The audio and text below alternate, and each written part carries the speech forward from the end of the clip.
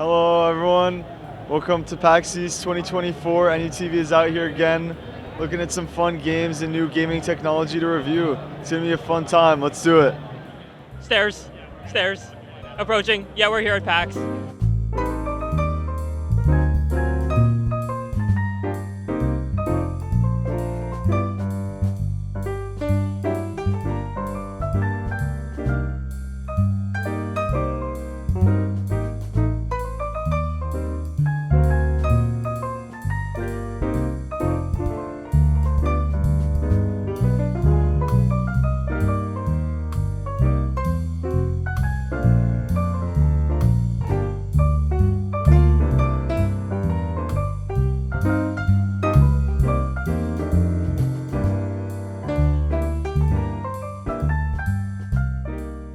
Hello, we are here with Duncan, formerly known as Dunkin' Donuts here at PAX East today. What's your name? I'm Avery. All right, I'm David, nice to meet you. What is Duncan doing here at PAX today? We have an interactive space game going on, and then you win some fun prizes like the hat.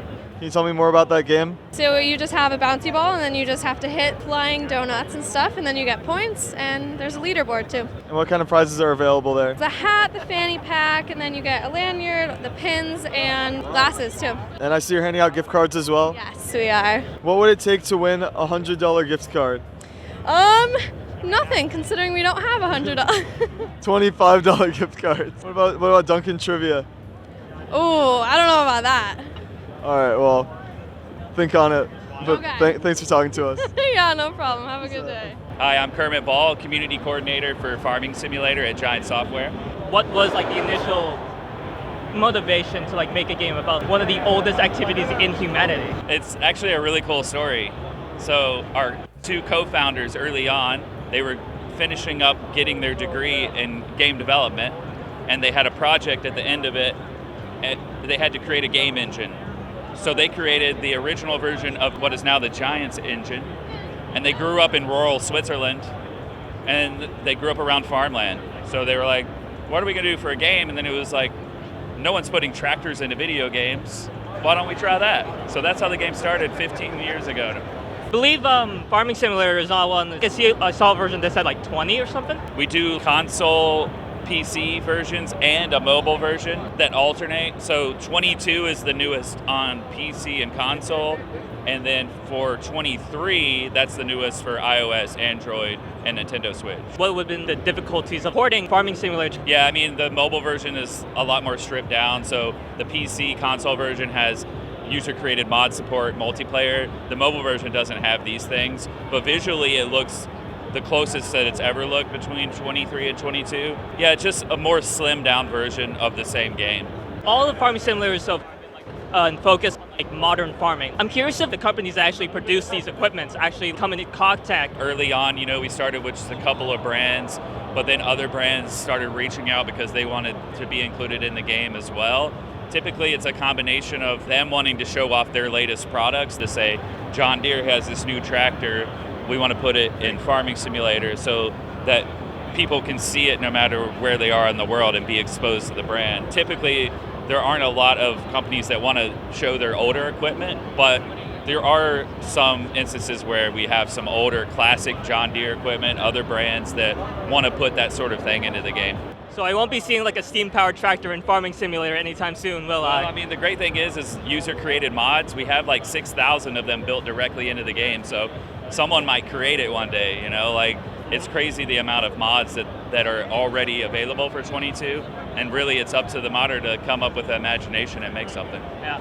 Thank you. Have a great rest of your PAX. Oh, this is it right here? Yeah. What the hell is this? Why am I so laggy?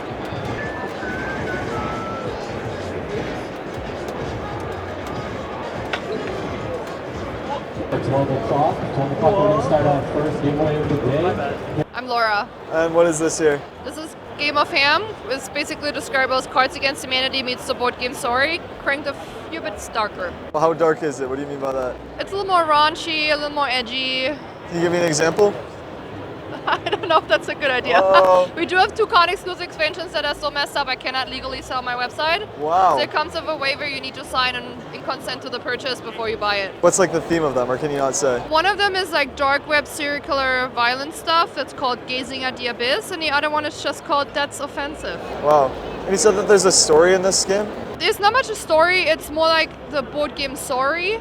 You know, it has a shiftable board where you can bounce players back to the start. You can have ability cards that allow you to mess with your friends if you wanted to. See on the sign it says there are punishments involved as well? Yes. What are those? You can spice it up. You have smoking rules, you have drinking rules, and punishing your friends. So you can different ways on how to screw your friends over and make the night a little more interesting. All right, sounds very cool. Thank you very much. No problem.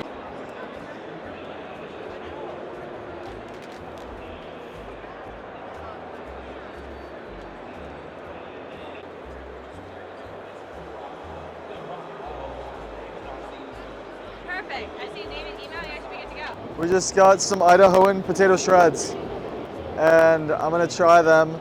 It looks like about 2 different flavors, but I got 2 cups of each. Just gonna try this yellow one, which I believe is a 3 cheese.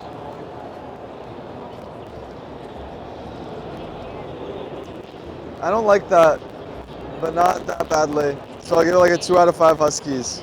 And now I'll try the ranch one, which does not sound appealing.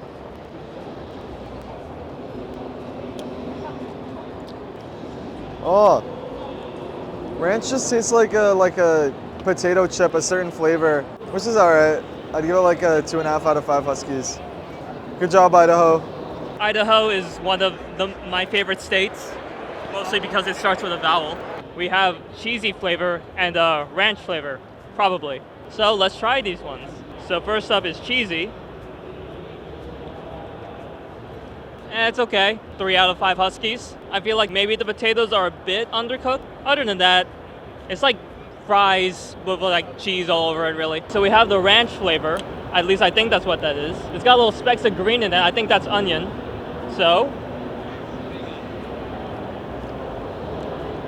very strong flavor. It does taste like sour cream and onion, which I do enjoy a lot. So I'll give this a 4 out of 5 Huskies. My name is Colin I, one of the programmers and designers on The Art of Flight. It's an arcade action game about flying multiple ships at the same time and seeing how many things you can pay attention to at once and kind of having this character controller experience of being multiple places at the same time. I suppose like from gameplay, there's both single player and multiplayer. Yeah, we've got a single player mode. We've also got local co-op. You're essentially one person trying to control multiple little spaceships. Yeah, exactly. You're controlling multiple ships. You move to the left, all of them move. You move to the right, all of them move. You shoot, they all shoot, and so on. So I imagine that a tactic that one might use maybe like flying in formation. If something happens, then that's no longer as viable. And so the idea is to prioritize whatever it is like is on screen. Yeah, that's exactly right. We present a lot of different challenges. So sometimes you might want to form up in a tight formation to take on like a certain boss or an enemy pattern. Other times, if you've got enemies coming in from all over the place, you might want to spread your guys out. The inspiration for this was old school arcade games like Galactica. Are there any other influences in terms of aesthetics or other like mechanics? Got a ton of influences for visual style. Ghibli movies were a big influence on us, having this kind of like cel-shaded foreground and a very like lush watercolor background. Other games that were a big influence, Ikaruga is a big one. If you remember playing that shmup, I played that back on the 360. And then there's also Devil Daggers, which was one of my favorite games of the last few years, which kind of gave me some of the inspiration about this idea of being able to kind of have this periphery experience, right? This almost out-of-body experience of being able to sense where things are without necessarily like looking at them all the time. Thank you so much. Yeah. How are you? Good, how are you doing? I'm doing fantastic, a little lonely. Oh, I see, because, yeah. Oh, this whole thing, that's what it says? Oh, okay. Do you bring this to every PAX you go to? I brought it last year and this year. It actually started off as like a little bit of a joke, where on the other side, you can't see it because it also got a little rained on. Oh. The other says, let's chat, stop by and say hi. Because I was doing interviews for my own YouTube channel. Like I would just talk to people. As a little gag, I just wrote looking for waifu as a sort of way to commentate on people who have like unrealistic expectations for conventions. It's to parody that sort of sentiment. I will say some people don't get that because I'm walking around with it and people either go, that's really funny, or people go, you're gross. Right. So I think it's all in good fun. Well, how's PAX been otherwise for you this PAX year? has been good, very tiring. I've been walking around between a sign and my guitar, just like playing music or like making people smile. Oh, like so what kind of music do you play? It's weird. I don't listen to folk music, but I play like I do. It's a lot of like finger picking and finger style. It's been good fun. All that Nice. jazz. All right. Remind me your name? David. David. I'm Matthew. All right. Nice to meet you. I'll see you again.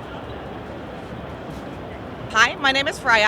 I'm here with Envision Entertainment today, and we are presenting Pioneers of Begonia at PAX East. From just looking at the street, one can tell that it's a city building game. Yeah, that's right. In terms of the mechanics, one can notice the non-rectangular model of building. So in Pioneers of Begonia, we have a heritage of the studio. That's why it's looking like this. Some people who might know the Settler series from Ubisoft, they will find a lot of similarities because the creative director of Pioneers of Begonia is the guy who is the original creator of the Settler series. He's very known in Germany, especially Europe. You can see in the game we have a very popping and friendly and welcoming art style, which was also very important for us because we wanted to create a very friendly atmosphere. And that's also the reason why we don't have PvP in the game right now. So you're concentrating on PvE, so there are enemies in the game, but you're not fighting against other players. You're fighting against the environment. We also have a shared co-op mode. What are the aesthetic inspirations for Patagonia? Because there's these red brick tiles, which kind of give me like a Mediterranean kind of vibe.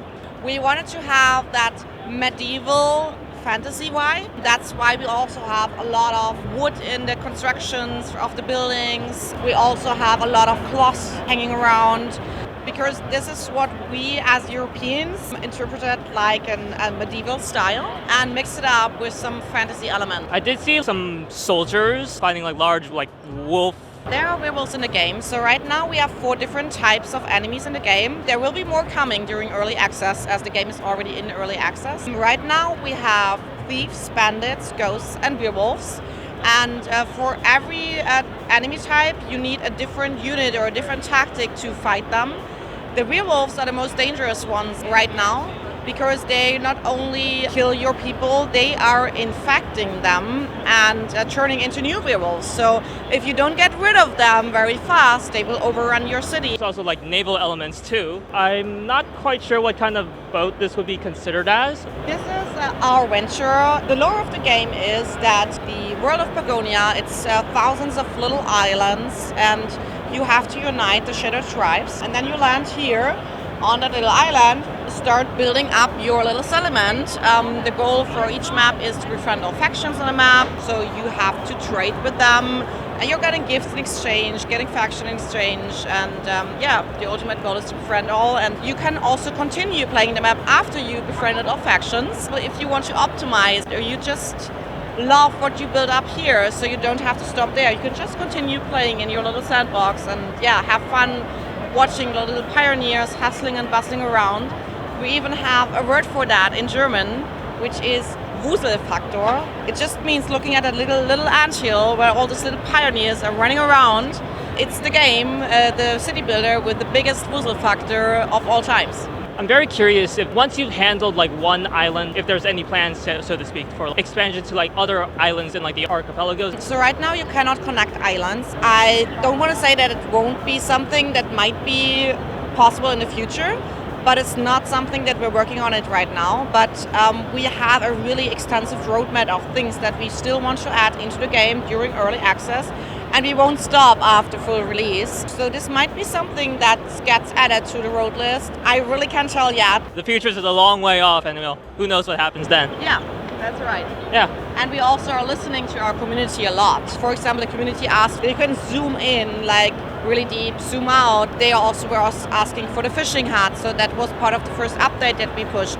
They also asked for a different management of the farm fields, so this will be part of one of the next updates. The team is really listening to its community. We have a super active Discord community where players can give feedback. It's very important that you are listening to the community, to the player base, because they are the ones who are really keeping your game alive and the community alive. So thanks for dropping by, and I hope that you enjoyed it. And if you like the game, we would love everyone who sees that to wishlist the game, because wishlist the game really helps indie developers to get a better visibility in the Steam universe. So that would be our ask, and we would highly appreciate that. Thank you. Thanks for coming with us to PAX East. It was a great time. We met some cool people and saw some fun games. Nice. I hope to come back again next year. Yeah, first time at PAX ever. It was certainly an experience. Interviewed some interesting people. The stairs are coming. I am terrified. All right, bye.